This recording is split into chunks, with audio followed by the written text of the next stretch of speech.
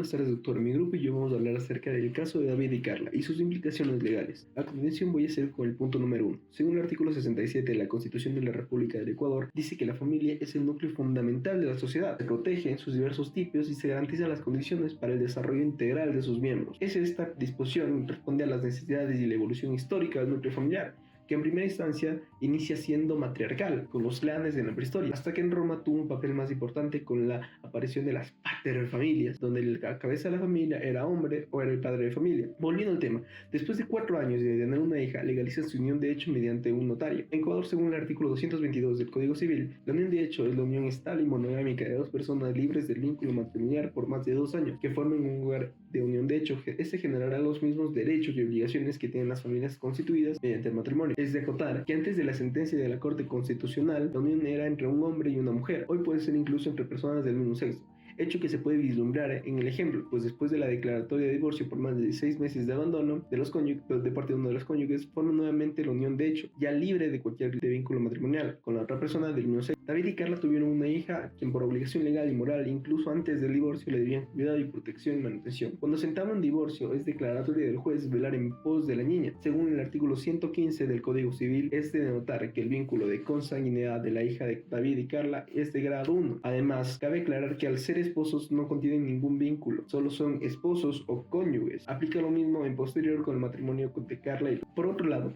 al momento de transitar de una unión de hecho a un matrimonio, no cambia ningún derecho patrimonial, ya que como manda en el artículo 222 del Código Civil, generará los mismos derechos y obligaciones que tienen las familias constituidas mediante el matrimonio, incluyendo la sociedad conyugal. Y el efecto personal que puede existir es la etiqueta, el cambio de estado civil de unión libre a casado, lo que consta en la cédula de ciudadanía. Muchas gracias. A continuación, mi compañero. Doctor, muy buenas noches. Mi nombre es Maribel Pavón. Analizando el caso y en base a lo que es el matrimonio para que sea válido debe cumplir algunos parámetros y uno de ellos es la capacidad legal, el consentimiento libre y voluntario, la formalidad legal y también la presencia de 2 testigos. Esto lo vemos en el artículo 102 del Código Civil. También lo podemos sustentar en el artículo 67 de la Constitución del Ecuador, que habla sobre la familia.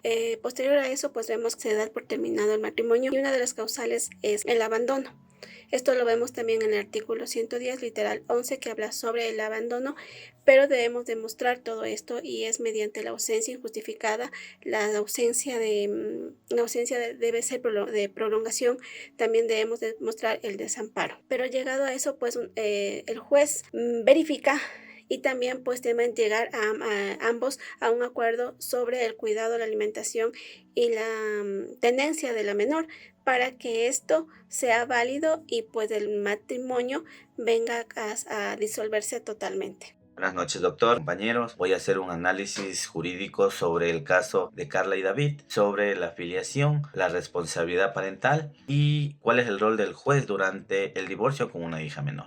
Entendamos primero que la filiación se refiere al vínculo jurídico de padres e hijos. El artículo 31, 32 y 35 del Código Civil nos dice que la filiación materna se da durante el parto y la filiación paterna es por el padre que reconoce voluntariamente al hijo, en este caso a la hija, o por un ordenamiento de un juez. Durante el matrimonio, la convivencia, ambos, tanto Carla como David, adquirieron la responsabilidad parental de la niña, adquiriendo así responsabilidades familiares y patrimoniales. Según en el divorcio, el artículo 115 del Código Civil nos dice que el juez tiene que fallar en el caso de divorcio y haya hijos menores, tiene que revisar quién va a tener la tenencia, los alimentos y la educación de los niños. Tiene que garantizarse eso. Por eso el rol del juez es importante en este momento, porque el juez tiene que garantizar el bienestar social y psicológico de la niña. Gracias. Exploramos un ejemplo de la evolución del reconocimiento de las familias en Ecuador, la posterior unión de hecho entre personas del mismo sexo conforme a la jurisprudencia de la Corte Constitucional. La Corte Constitucional en su sentencia número 11, número 18 y 19,